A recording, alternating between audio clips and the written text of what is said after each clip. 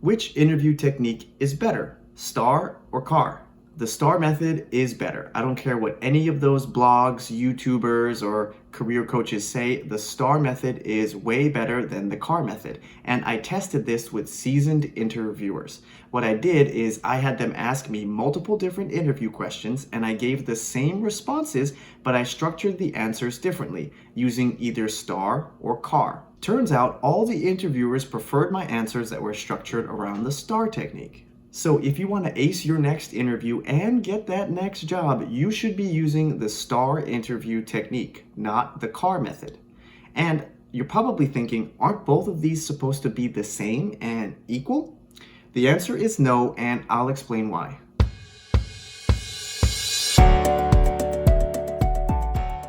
When you're preparing for interviews, there is a lot of great information out there. Just like this channel, which gives you a lot of great free content about how to answer the world's most popular and common interview questions. S.T.A.R and C.A.R are both acronyms to basically explain how you should be structuring your interview answers for behavioral questions. Behavioral interview questions are basically any question that starts with "tell me about a time" or "give me an example when." So if you hear any of these key phrases, you know that you need to be using the S.T.A.R or the C.A.R method. S.T.A.R stands for situation, task, action, result.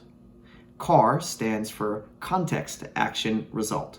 I won't get into too much more detail than that because I already have a really good video on the channel explaining how to use the S.T.A.R technique, which I'll link up here. But as you can tell from the explanations, both of these terms seem very, very similar, and that's why people think that they're interchangeable or equal.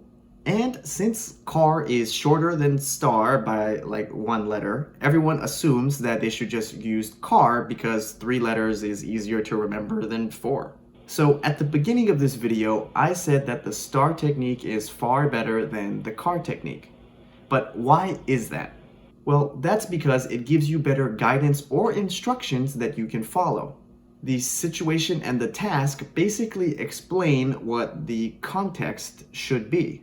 It essentially explains what the C in C.A.R should really mean, which is sharing information about the specific situation that you were in and the actual task that you were responsible for completing. Think about it this way. Have you ever tried to build furniture from IKEA using their instructions? Their instructions are so vague and confusing, and sometimes it even feels like they skipped a step or something, and it just gets so frustrating that you just want to pull your hair out. So not only is having more and better instructions good for building furniture, but also really good for interviewing. This is because it helps you keep your story straight and makes it easy for the interviewer to follow along. This ultimately allows the interviewer to get a better sense of your experience and your accomplishments, which therefore leads to better success rates with interviews and you getting more job offers.